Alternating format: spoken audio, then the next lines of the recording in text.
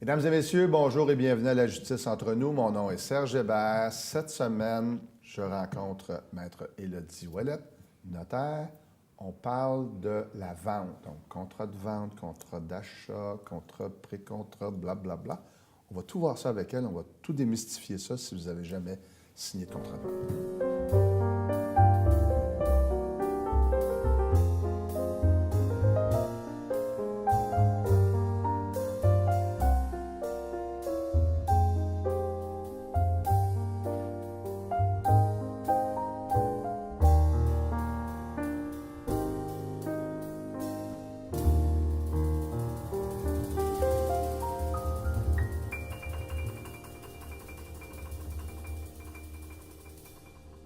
Maître Ouellette, bonjour et bienvenue.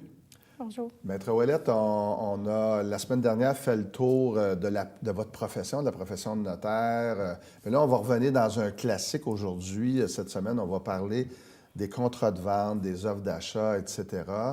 Et pour expliquer aux gens un peu qu'est-ce qui devrait vous apporter ou à quoi ils devraient s'attendre quand ils vont voir un notaire pour la signature, surtout si c'est une première maison. Là. Donc, prenons pour acquis qu'il y a un vendeur. Imaginons que c'est un immeuble, c'est pas un immeuble neuf, quoi que ça ne change rien. Là. Mais c'est monsieur ou madame Tartampion qui vendent à quelqu'un. Alors, si je vous appelle puis je vous dis j'ai signé une offre d'achat, c'est-tu le client, c'est l'agent immobilier ou c'est l'un des deux qui vous appelle? Comment ça commence? Normalement, c'est l'acheteur qui choisit son notaire. Donc, lorsqu'on remplit, là, on complète l'offre d'achat avec son agent d'immeuble, si c'est le cas qu'il y a un agent d'immeuble ou qu'on est avec du proprio, ou on peut faire affaire directement avec le notaire pour rédiger l'offre d'achat. Donc, les clients acheteurs pourraient venir nous voir et de nous demander de compléter l'offre d'achat.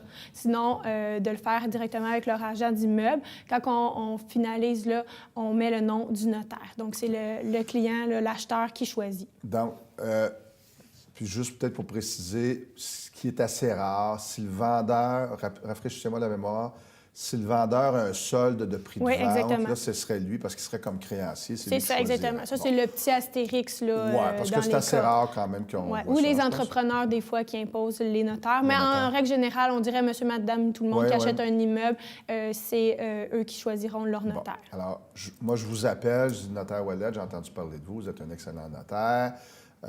Je vais acheter une maison, c'est-à-dire que j'ai signé une offre d'achat ou je m'apprête à signer une offre d'achat ce soir. On s'est pas mal entendu sur le prix. Comment ça procède? Qu'est-ce que je fais?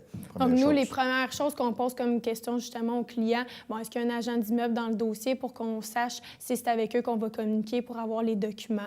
Sinon, on demande s'il y a une date de prévue pour la signature de l'acte de vente parce que ça va nous donner une idée de quand commencer le dossier. Dans l'offre d'achat, là. Oui, exactement. Par exemple, on va souvent soit conditionnel à l'obtention d'un financement ou carrément au plus tard le 15 juin. Oui, parce que là, dans le moment, des fois, par exemple, les gens, ils prennent ça d'avance. Donc, ils prévoient juste rentrer en prise de possession au mois de mai, au mois de juin, juillet. Donc, ça nous aide à savoir là, comment planifier notre agenda. Aussi, on demande si l'immeuble va être financé par une hypothèque, donc avec un créancier.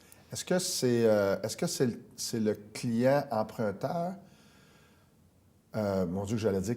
Est-ce que non, je vais le dire à l'envers. Est-ce que le créancier peut imposer son notaire ou c'est l'emprunteur? Il y en a qui le font. Là, j'aimerais mieux pas me prononcer là-dessus, mais normalement, nous, on touche à pas mal toutes les institutions financières, donc ça dépend. Ils peuvent le proposer au client si quelqu'un ne connaît pas. J'ai envie de dire, ça serait presque un mauvais signe, mais non, je sais qu'à une époque, ils imposaient. Là, je pense que ça a modifié au fil des années aussi. Oui, parce que là, c'est pas mal ouvert. Plus une approche client que je vous impose tel notaire. Puis, moi, je m'avancerais pour dire, si votre institution financière, tu ne faites pas affaire avec le notaire un tel ou une telle, ça serait peut-être pas une bonne idée d'aller le voir. Bon, OK, blague à part. Donc vous vous informez pour savoir en termes de temps, votre gestion de temps. Puis s'ils ont des questions, c'est sûr que c'est le moment de nous les poser. Mais normalement, les clients nous appellent quand les offres d'achat sont signées, c'est terminé, puis qu'ils sont prêts, là, soit à savoir les prix, à savoir notre disponibilité, un peu comment ça fonctionne. Nous, on se permet d'expliquer un petit peu comment le processus va se faire. Donc, c'est 2 rencontres s'il y a une hypothèque. Les gens, des fois, ils ne savent pas que c'est en 2 rencontres. OK. Puis là, 2 rencontres, la première rencontre ou la deuxième? peut-être La nous préciser, première, parce que- c'est la Moi, je première, sais, c'est là, pour mais, la signature de l'hypothèque Bon. et la deuxième rencontre pour la signature de l'acte de vente. OK. Avant, ça se faisait dans la même rencontre. Maintenant, c'est vraiment dans deux rencontres donc, séparées. les gens ne doivent pas penser que vous êtes plus exigeant que les autres. Donc, il y a une Non. première étape. Il y a une première étape qui est signature de l'acte d'hypothèque. Oui. Là, des gens pourraient se dire, ben oui, mais je n'ai pas acheté, je suis allé chez le notaire, j'ai signé l'acte d'hypothèque, pourquoi j'ai signé avant? C'est- Chez le créancier, par exemple, il Ben, signe des papiers, non, par chez, exemple? non, chez vous. Moi, si j'achète, là, moi, Ouais. j'achète, là, vous me dites, bon, vous allez venir, je ne sais pas, là, je dis n'importe quelle date, le 3 du mois prochain, puis on va faire signer l'hypothèque, puis ensuite, 4 jours plus tard, vous allez signer Ouais. l'acte de vente. Il y a une raison qui explique le délai Oui. entre les deux. Parce que dans le fond, quand on signe l'hypothèque, nous, ensuite, on doit le publier au registre foncier. Le Oui. registre foncier, c'est le registre public de toutes les transactions immobilières au Québec. Donc, en premier, on doit le publier. Ensuite, lorsque cette hypothèque-là est publiée, on doit demander les fonds. On appelle ça un rapport préliminaire. Donc, comme notaire, on envoie une demande au créancier pour qu'il nous dépose l'argent que les gens empruntent là, chez son créancier dans notre compte en fidéicommis. Pour être prête à faire. Exactement. Donc, vous contactez l'institution financière, vous contactez la banque ou la caisse, vous dites, bon, c'est beau, on a publié l'hypothèque, j'ai fait l'examen des titres. Oui, exactement. Parce J'ai que fait vous l'avez l'examen des titres, j'ai vérifié le certificat de Tout est bon. localisation. S'il y a des commentaires, c'est là que je les mets parce que le créancier, comme on a dit l'autre fois, c'est un de mes clients la aussi dernière émission, là, dans la transaction. dans mes transactions, c'est le client qu'on doit représenter, là, qu'on doit s'assurer. Là. Donc, là, vous dites à l'institution financière, OK, c'est beau, les titres sont bons, c'est prêt. Vous pouvez débourser dans mon compte. Là, ils vous envoient l'argent et vous, parce qu'en fidéicommis, pour les gens qui ne savent pas, l'en fidéicommis, c'est un compte de banque auquel vous, les avocats, les notaires, les comptables, on a, là, vous n'avez pas accès. Ce n'est pas votre compte de banque. Ça va Non. dans un compte particulier. Oui. Et là, vous pouvez dire au vendeur, je présume, OK, Parfait, ou à j'ai l'agent. Ben là, l'argent. c'est là que le rôle aussi un peu de l'agent immobilier. Là, je comprends qu'on voit un peu à bâton rompu, mais donc, il y a un agent immobilier, imaginons qu'il vous a contacté, il vous envoie les documents, ça fait partie de son travail, pour faciliter la transaction, parce que c'est son rôle. Et ensuite, quand ça c'est fait, je présume vous avisez tout le monde, y compris l'agent immobilier? Oui, tout le monde au dossier là, est avisé pour le rendez-vous d'hypothèque, comme on disait, c'est seulement l'acheteur qui sera présent. Et lors du rendez-vous de la vente, bien, là, il y a le vendeur, l'acheteur, les agents immobiliers s'ils désirent assister. À la transaction, Ouais. ouais. Oui, parce que je pense que plusieurs accompagnent Ouais. les gens jusque-là, des fois qu'il y aura un problème. Exact. Genre, tu m'avais dit que tu me laisserais les rideaux, puis là, j'ai Ouais. vu que tu étais parti avec les rideaux, puis bon. Je suis pas méprisant quand je dis ça. Ça arrive, hein? Ça arrive des trucs comme ça? de temps J'en ai en pas temps? vu beaucoup, OK, ça va mais comme venir. j'ai dit, j'ai pas 40 ans derrière la OK, cravate, OK. Moi non donc... plus, moi non plus. Mais vous allez, c'est ça, c'est des choses qui peuvent peut-être arriver, ou d'autres problèmes là, plus pragmatiques. Donc, là, vous avez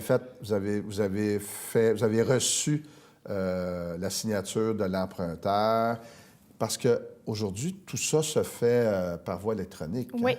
On Ah, fait c'est tout ça de façon électronique, c'est beaucoup plus rapide. Et maintenant, on a des signatures numériques, nous, les notaires, pour s'assurer. Là, My God. Il manque des petits bouts là, sur ben, là, quand même, la profession de notaire, mais c'est quand même... on fonctionne très bien avec nos logiciels. Pour vrai, ça va Ouais. vraiment bien. Bon. Fait que c'est ça. Après, on demande les fonds, puisqu'avant la signature de l'acte de vente, tout notaire doit s'assurer d'avoir l'argent de la transaction dans son compte en fidéicommis. Donc, ça assure le vendeur qui va réellement avoir son argent, puis l'acheteur aussi. Et imaginons, je ne sais pas pourquoi, peu importe là, imaginons, soyez sans crainte, je ne suis pas en train de vous chercher un piège pour dire comment on va faire pour la prendre parce qu'elle ne saura pas comment me répondre. Imaginons qu'il arrive quelque chose, puis on ne peut pas faire la transaction, ou c'est bloqué, là, ou Oui. peu importe le problème. Ça peut arriver. Bon. Là, si moi je suis le vendeur, je vais dire, notaire, vous avez une hypothèque, il y a une hypothèque sur ma maison, puis là, ça a l'air de vouloir prendre du temps. Puis là, qu'est-ce qui arrive? Est-ce que c'est ça, c'est fini, c'est terminé? Imaginons que la transaction ne se fait pas, il se passe quelque chose. Ah, peu importe la raison. La transaction là, se fait pas. c'est sûr que la transaction Là, ne se fait pas. Vous allez devoir... Il y a quelqu'un qui va faire radier l'hypothèque.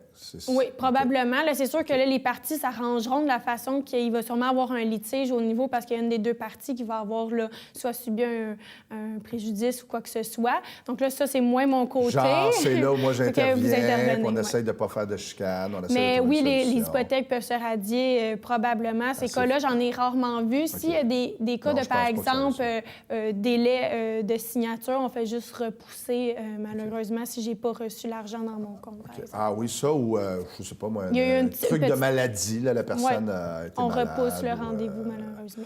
OK. Et là, bon, OK, ça c'est fait. Donc, vous avez reçu l'argent, l'institution financière vous a transféré les fonds de manière électronique. Oui. Tout se fait comme ça, c'est rapide. J'ai une petite anecdote. Un notaire que je connais est dans le métro à Montréal. Il y a des... Parce qu'avant, on se prenait... C'est pour ça qu'on se prenait avec les chèques, les transactions. Sa valise s'est ouverte dans...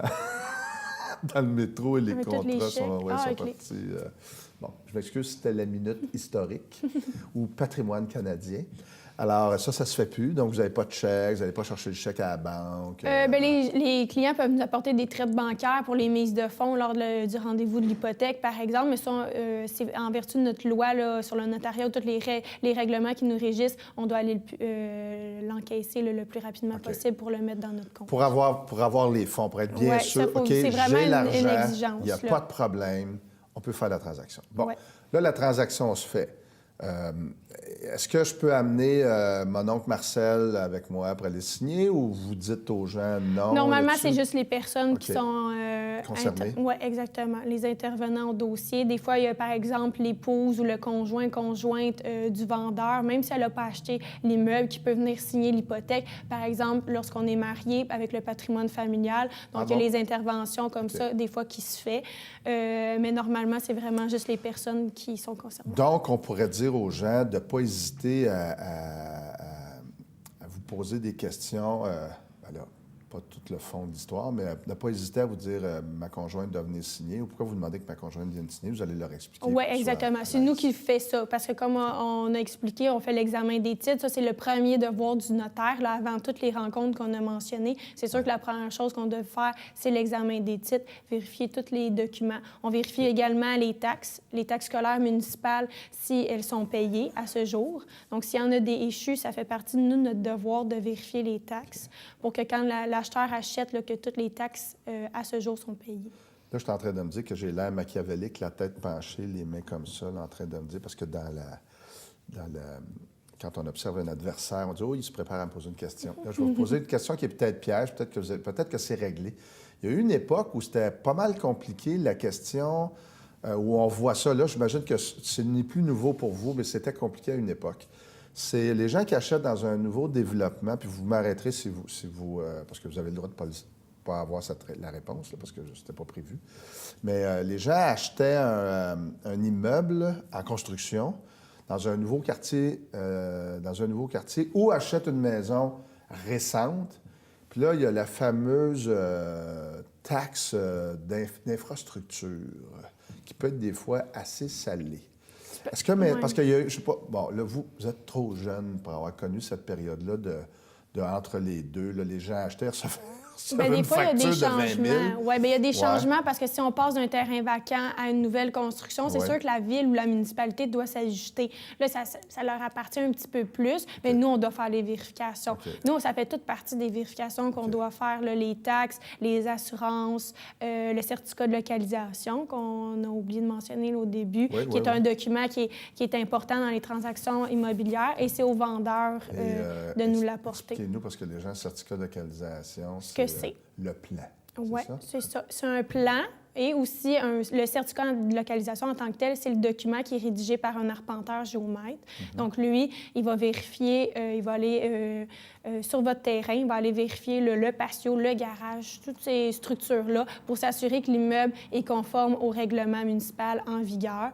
Et aussi, il va vérifier là, toutes les autres lois et règlements qui sont actuellement là, sur le secteur immobilier. J'imagine que dans les développements, parce que d'un développement domiciliaire récent, là, normalement, il ne devrait pas y avoir de problème, à moins d'une particularité. Mais c'est plus quand on se retrouve La semaine dernière, on parlait justement de l'examen des titres dans des villes, des quartiers plus vieux. Je pense par exemple au centre-ville de Saint-Jean ou Iberville, où il y a des constructions qui datent. Qui datent. Ouais. Donc là, le rôle Oui, le certificat de localisation, pour nous, c'est un document essentiel parce que ça nous parle beaucoup. L'arpenteur géomètre est le spécialiste dans son domaine, évidemment. Donc, quand on lit son certificat de localisation, ça nous permet de regarder beaucoup de choses. Il y a les remises qui ne sont pas conformes, les servitudes, etc.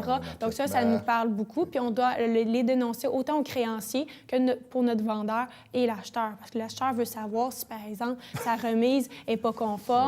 Bien, est-ce qu'il va l'accepter ou il va vouloir demander au vendeur de modifier la remise? On ne veut pas se faire dire votre garage en piètre d'un pied chez le voisin. Exactement. Bon. Donc, ça, c'est ce que ça nous dit. Et quand on sait maintenant que les arpenteurs, c'est la même chose, on est dans la haute technologie, là, on parle de drones maintenant, de ci, de ça. Là. Bref, il y a peu de raisons maintenant pour dire non, on ne le savait pas ou on ne l'avait pas vu. Bon, on est loin de l'époque des petits piquants en bois. Bien, il y en a encore, là, c'est comme ça qu'on fait, je pense encore. Bon, OK. Alors, ça, c'est fait. Donc, on fait notre transaction. Je me présente à votre bureau à l'heure convenue. Mon agent immobilier est là, le vendeur est là, tout le monde est content, son agent d'immeuble est là. Qu'est-ce qui va se passer? Je pars avec mon argent ou non? Là, c'est-à-dire que le vendeur part avec son argent? Non, on fait la lecture. Comme j'ai expliqué, nous, on essaie d'expliquer l'acte de vente le plus simplement possible pour que tous les gens présents comprennent et saisissent la portée du contrat. On signe l'acte de vente. Ensuite, on doit le publier également au registre foncier, tout comme l'hypothèque.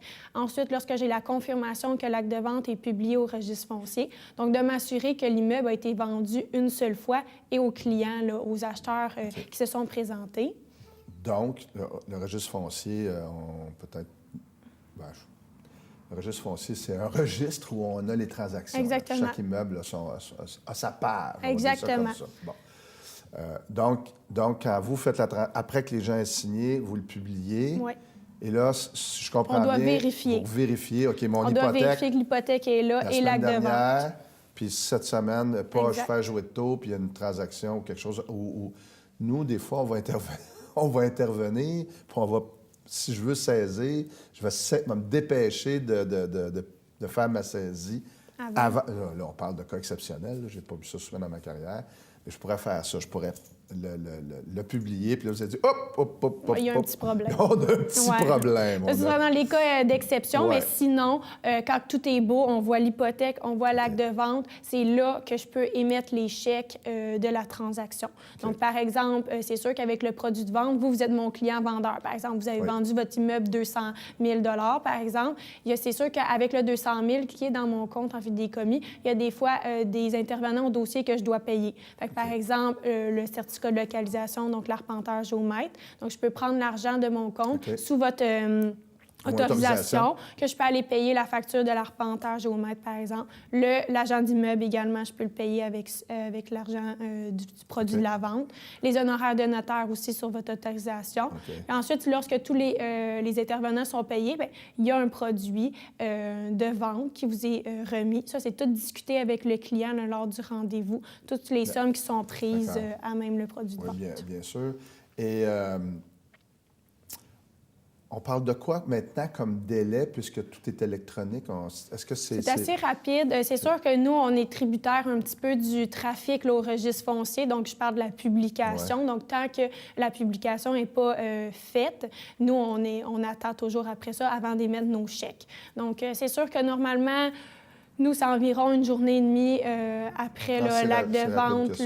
Après qu'on appelle le client, on vient de lui dire qu'il peut venir chercher son chèque. Donc, c'est pas à la signature qu'on vous émet tout de suite le chèque. OK, oui, parce que je pense qu'il y a des gens qui s'attendent d'aller partir avec leur chèque de 150 $. Là. Okay. Parce que autant comme pour l'hypothèque, j'ai dit, c'est plus dans la même journée, ça protège autant l'acheteur que le vendeur parce que dans le passé, il y a des gens, quand on faisait les rencontres dans la même journée puis qu'on donnait tout de suite l'argent également au vendeur, c'est que le vendeur, il y avait des vendeurs qui allaient vendre chez plusieurs notaires dans la même journée, c'est la même maison. My God! C'est pour ça que nous, on a fait les vérifications. Des fraudeurs. Exactement. Okay, que le vendeur allait 3 fois chez le notaire la même journée dans des notaires différents, vendait à 3 personnes différentes, donc ça faisait 3 fois le même prix de vente. Donc là, c'est ça les vérifications qu'on doit faire maintenant. Petit commentaire, là, disons en termes de preuve de la fraude, c'est pas trop difficile à établir. Non, oui. Je vais vous parler de ça aussi après, là, si on a le temps, si le temps nous le permet. Bon, OK. Donc, là, OK, un cas obsessionnel, on va revenir à ça. Je vais vous parler de ça, les fausses ventes. Mais, donc, on a fait la transaction, là, monsieur, madame, tout le monde, j'ai acheté un immeuble. Merci, bonjour, c'est fait. Donc, on parle d'une journée ou deux afin de vous assurer qu'il n'y a rien eu de publié si j'ai bien compris, entre le moment où vous avez publié l'hypothèque, le moment de la transaction. C'est bien M. Racicot qui est propriétaire de l'immeuble. Puis moi, j'ai mon argent, tout le monde est content. Exact. Bon. Est-ce qu'il peut y arriver, ou comment vous traitez ça si on disait, par exemple, écoutez, là, je ne sais pas, probablement que l'agent d'immeuble vous informe. Si on dit, écoutez, la semaine dernière, en allant apporter des choses, j'ai réalisé qu'il y avait, je ne sais pas moi, une fissure dans le solage, je ne l'avais pas vu. J'ai appelé le vendeur, il est de bonne foi, il ne savait pas lui non plus. On a tassé les branchages, puis on a vu là. Bon. Et là, ça va coûter 3 000. Est-ce que les gens, est-ce que ça se passe chez vous? Ça se règle, dépendamment peut-être du prix. Est-ce qu'il peut arriver des fois qu'une transaction va être retardée ou on va devoir régler, ou vous allez je veux dire, retenir de l'argent. Là. Bon, c'est sûr que des fois, s'il y a des petites ententes qui peuvent se faire à l'amiable, on invite les clients à s'entendre entre eux. Puis quand il y a les agents d'immeubles sont là pour justement gérer ce genre de conflit-là ou de situation. Oui. Sinon, pour les retenues d'argent, c'est sûr que la Chambre du notaire aime un peu moins qu'on fasse des retenues d'argent dans nos comptes en fidéicommis, mais ça arrive des fois pour certaines, par exemple, des travaux. Donc le vendeur ou l'acheteur s'entendent à ce que le vendeur fait des rénovations sur le garage, par exemple, mais des fois, là, on peut retenir l'argent du produit de vente du vendeur. C'est à ça que je pensais. Là, on pourrait dire, par exemple, si on évalue les travaux à 10 000 on en retire un petit peu plus pour s'assurer que les travaux sont faits dans les normes. Correctement, etc. Donc, il est possible qu'il y ait des retenues. Je comprends, corrigez-moi, je comprends l'ordre professionnel, peu importe, veut qu'on ait de bonnes raisons de garder de l'argent. Puis pour les professionnels, c'est pas...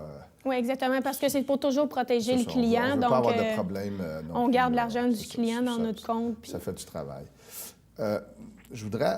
on va finir la transaction. Donc là, c'est fini. S'il y avait, par exemple, on s'apercevait, peu importe, j'ai besoin d'une servitude où je veux faire quelque chose, ça nécessiterait que le voisin m'autorise ou m'accorde une servitude. D'abord, peut-être nous donner un exemple, ce qui vous vient à l'esprit d'une servitude.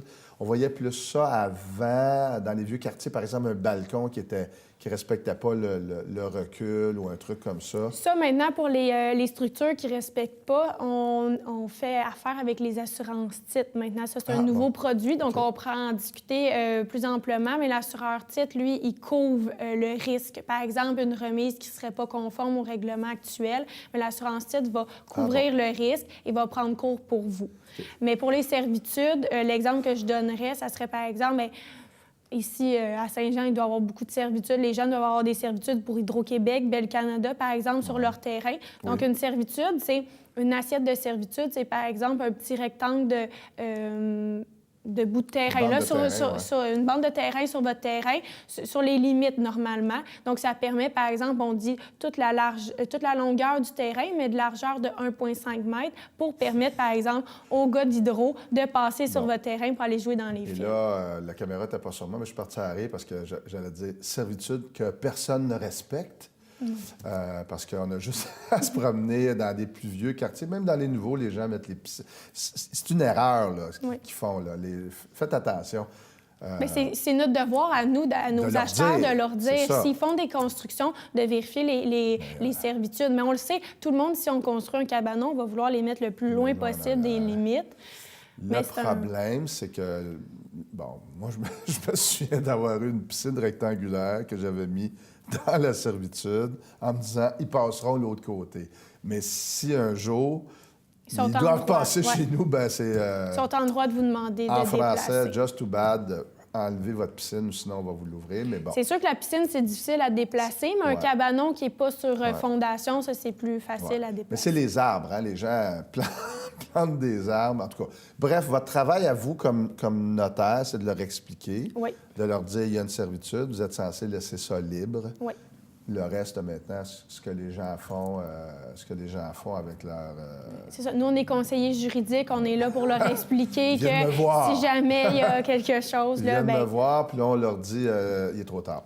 Écoutez, en terminant, peut-être aborder très rapidement, il nous reste quelques minutes, la question des usurpations d'identité. Là, tantôt, on a dit peut-être pas l'avocat, mais le vendeur fraudeur. Puis là, le vendeur fraudeur, ça pourrait aussi être quelqu'un qui, sachant que ma voisine, Mme Ouellette, est partie en Asie ou son mari, puis là, je dis, ils sont pas là, super, j'annonce la maison à vente à un bon prix, bing, bang, boom, j'ai des acheteurs, puis là, je fais ça. Comment on fait?